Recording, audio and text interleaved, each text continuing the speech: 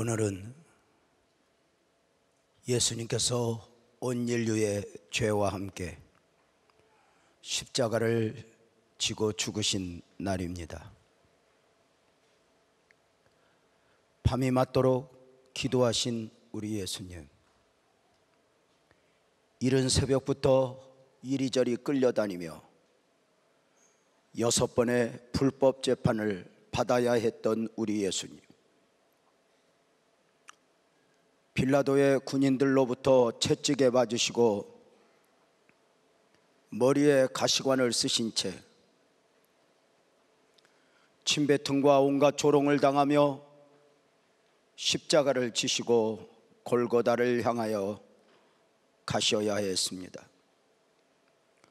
전승에 의하면 이 십자가의 길에 우리 주님은 무려 14번이나 쓰러지고 또 쓰러지고 또 쓰러지셔야 했습니다. 밤새 계속된 재판과 채찍질에 지칠 대로 지친 상태에서 너무도 고통스러우셨을 것입니다. 그런데 주님을 더 고통스럽게 하는 것은 그 누구도 주님 곁에 없었다는 것입니다. 며칠 전 호산나 외치며 주님을 맞이했던 군중들, 저들은 어느 순간 예수를 십자가에 못 박으라 외치는 폭도들로 변해 있었습니다.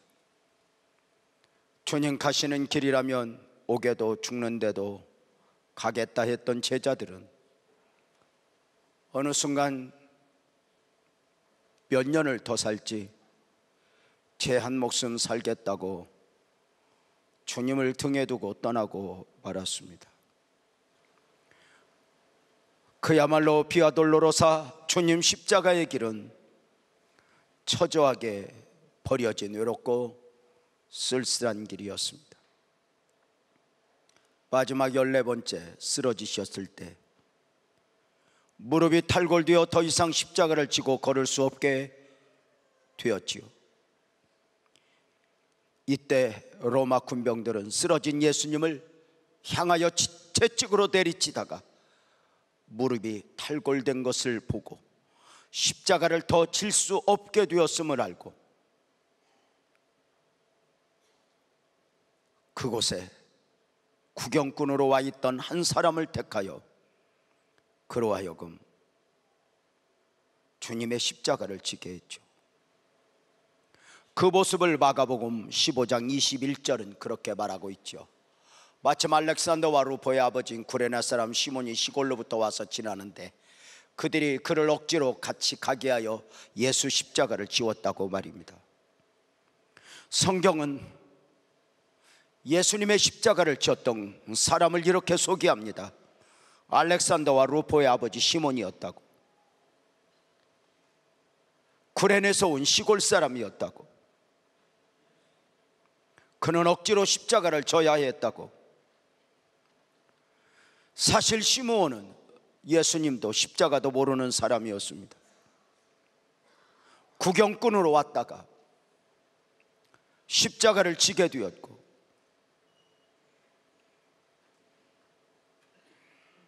어느 순간 갈보리 언덕 위에서 죽어가는 주님의 신음소리를 들으며 주님 몸에서 떨어지는 핏방울로 피를 맞으며 조금씩 눈을 열어 예수님 십자가에 담긴 진리를 알아가기 시작했습니다. 십자가를 질 때는 억지로 졌지만 십자가를 다 지고 골고다 정상에서 주님을 만났을 때 비로소 십자가에 담긴 영광을 알게 되었습니다. 사실 십자가는 억지로 졌습니다. 골고다 길에 올라가신 예수님이 쓰러져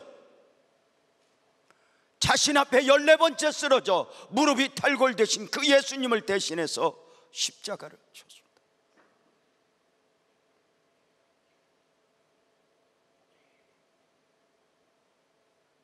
그런데 처음에는 그 억지로 십자가를 지고 골고다 정상에 오르기까지는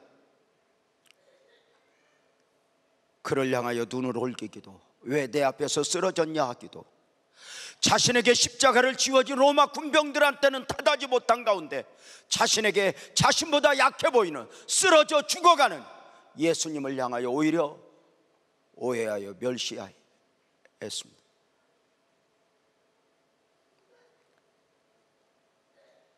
그리고 깨달았습니다. 주님의 십자가 죽어가는 그 신음소리 앞에서, 그리고 그 핏방울에 피를 맞으며 억지로 그 십자가를 쳤음이 얼마나 영광인가를 알게 되었습니다. 옥합을 깨트린 여인의 장례를 준비함도 영광이었을진데, 외로운 예수님의 십자가의 길, 그 길에서 예수님을 대신하여 십자가를 질 수 있었다. 아무나 누릴 수 있는 은혜는 아니었습니다. 무엇보다도 예수님의 신음소리를 듣고 예수님의 핏방울로 피를 맞으며 눈이 열린 것은 억지로 예수님의 십자가를 대신 지고 골고다로 온 줄 알았더니 깨달았습니다. 예수님은 사실 십자가를 져야 할 이유가 없는 분이었습니다. 처음부터 예수님의 십자가는 없었습니다. 그 십자가는 바로 구레네 사람 시몬의 십자가였습니다. 몰랐을 때는 시몬은 그 십자가가 예수의 십자가라고 했습니다. 내가 왜 억지로 져야 하냐고 그렇게 눈을 올렸습니다. 그런데 저 골고다 정상에서 예수의 신음소리를 들으며 가상칠한 그 신음소리와 섞여 나오는 그 한마디 한마디를 들으며 빗방울에 비를 맞으며 눈을 열어보니 처음부터 그 십자가는 자신이 져야 했던 자신의 십자가였습니다.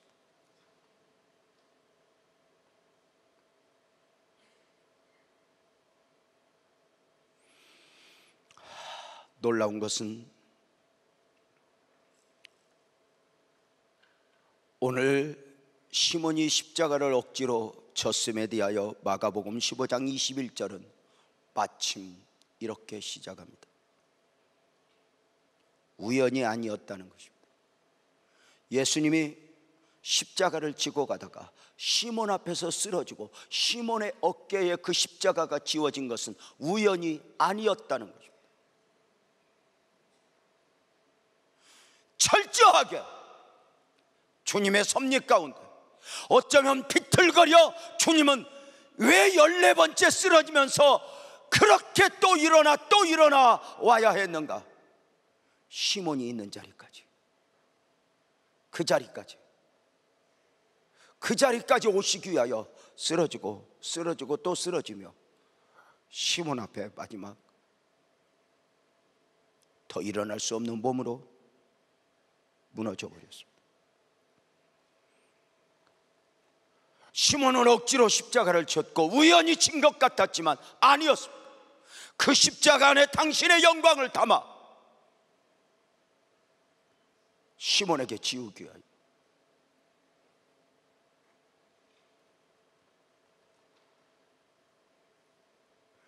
한 곡에 쓰러지고 그 고개를 넘어 시몬 앞에서, 유재명 앞에서,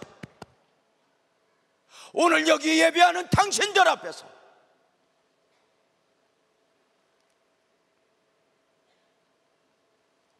너도 나 사랑하니?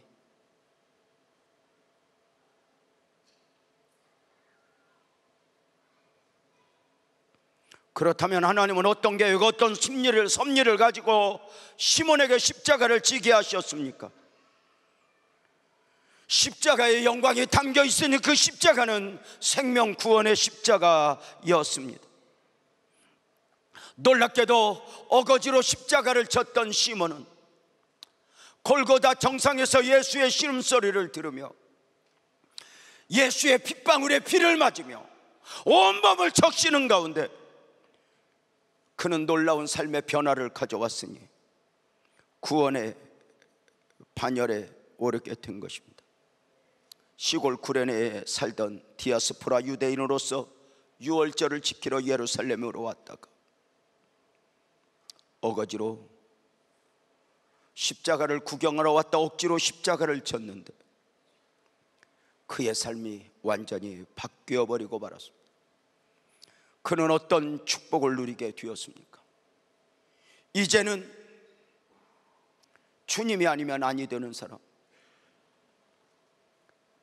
주님을 위하여 모든 걸 쏟는 사람으로 바뀌어 있으니 그의 나중을 성경은 어떻게 소개하고 있습니까?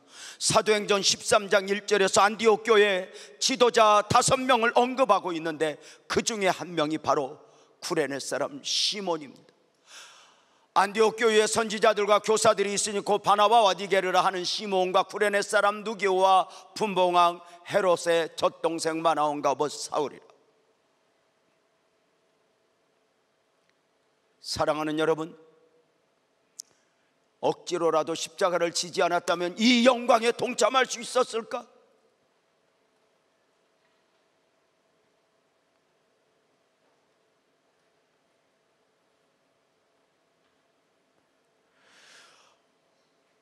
은혜를 잊고 보니 골고다 정상에서 깨달은 것이 억지로라도 그의 십자가를 졌음이 얼마나 귀했던가.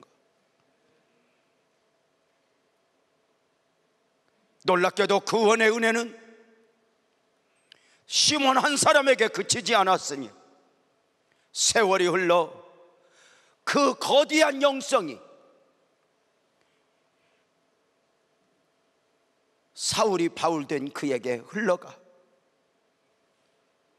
나중에 바울 사도가 자신에게 영적 영향을 끼친 사람들 한 사람 한 사람 인사하여 소개할 때 로마서 16장 13절에서 주 안에서 택하심을 입은 루포와 그의 어머니에게 문안하라. 그의 어머니는 곧 내 어머니라. 바로 구레네 사람 시몬의 아내를 향하여 어머니라 했습니다. 영적 어머니입니다. 자신에게 신앙적 영향을 끼쳐준 영적 어미 말입니다. 바울 사도가 좋아했던 말이 있습니다. 나는 예수의 흔적을 가졌다고. 그것을 누구에게 배웠겠습니까? 나는 예수의 흔적을 가졌다고 누구에게 들었겠습니까? 바로 구레네 사람 시몬입니다.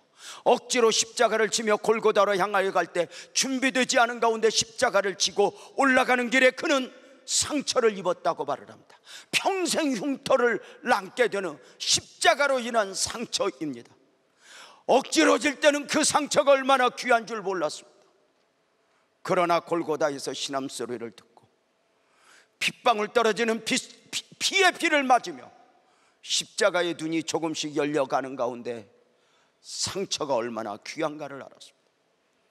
나중에 바나바와 함께 안디옥 교회에 왔던 사울은 추측할진데 구레네 사람 시몬의 집에서 하숙을 하게 되었고 함께 밥을 먹을 때 대화할 때마다 구레네 사람 시몬은 그 십자가 골고다 이야기를 해주며 어깨를 까며 이게 그날의 상처라고, 이게 그날의 흔적이라고, 이게 십자가의 흔적이라고 그 소리를 들었던 그가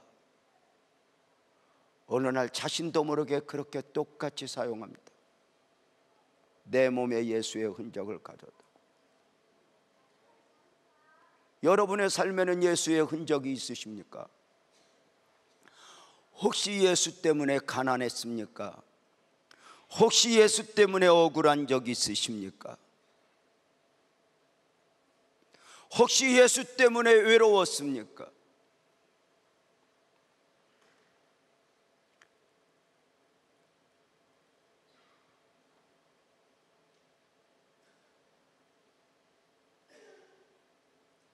주님이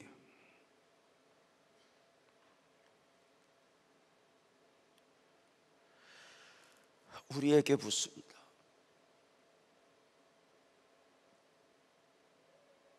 그 십자가를 너도 질 수 있냐고. 오늘의 십자가를 너도 질 수 있냐? 주님은 어쩌면 고난의 십자가, 사명의 십자가를 지고 누구에게 맡기지? 건강한 사람 다 두고 병든 나에게, 똑똑한 사람 다 두고 못 배운 내 앞에, 착한 사람 다 두고 가장 성격이 모난 나에게 앞에 쓰러지고 지그시 바라보면서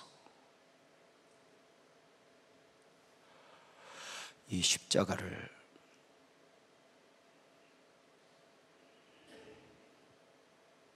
너도 질 수 있겠니? 말씀드립니다. 십자가를 지는 과정은 고통입니다. 십자가를 지는 과정은 그것이 고통의 십자가, 고난이든 사명이든 눈물입니다. 때로는 억지로인 것 같습니다. 주님이 그랬던 것처럼 십자가 앞에서 도망가고 싶습니다. 다 때려쳐버리고 싶습니다. 십자가를 지는 과정은 그러합니다. 어쩌면 여러분의 배우자와 함께 살아가는 것이 십자가일 수 있습니다. 어쩌면 부족한 자녀를 양육해야 함이 고통의 십자가일 수 있습니다. 십자가를 질 때는 도망가고 싶은 것입니다. 십자가는 절대로 만만한 게 없습니다. 십자가는 절대로 가벼운 것도 없습니다. 평생의 십자가는 늘 놓아버리고 싶고 도망하고 싶은 것입니다. 그런데 그 정상에 가서야, 주님 계신 그곳까지 가야, 십자가는 언제까지 지는 줄 알아요? 주님의 신음소리가 내 마음에 들릴 때까지. 아, 그래서 이 십자가를 내가 주님과 함께 지고 있었구나. 그리고 머리끝에서 발끝까지 주의 보혈로 흠뻑 적셔 있는 듯한 느낌이 있을 때까지. 기도하겠습니다.